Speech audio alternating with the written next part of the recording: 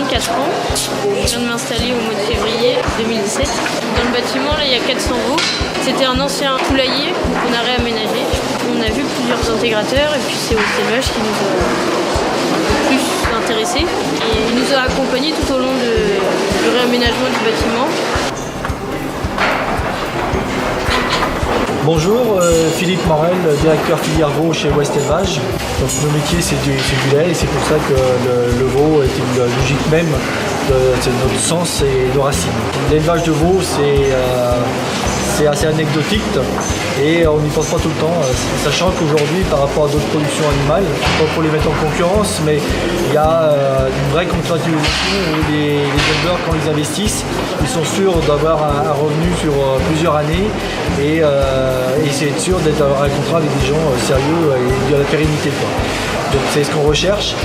Comme je vous ai dit, West Élevage a commencé à lancer la veau de boucherie dans les années 70 et on a besoin de renouveler les générations. Donc, nous sommes contents d'accueillir de nouveaux éleveurs parce que tous les élevages ne sont pas forcément reprenables parce qu'au départ c'était des personnes qui ont construit proche de leur maison et ainsi de suite et les bâtiments ne sont plus au goût du jour pour des raisons environnementales, sociétales.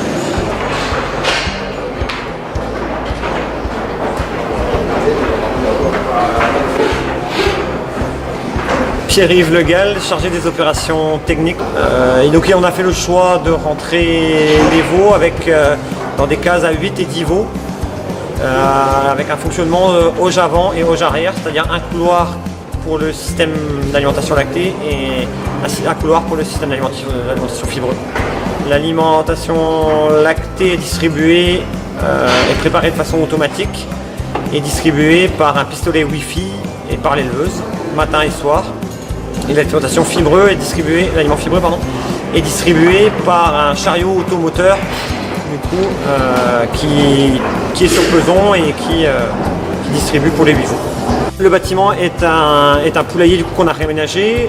On n'a pas fait du tout de grosses œuvres au niveau du bâtiment, c'est-à-dire que le sol était déjà bétonné, l'isolation était déjà existante.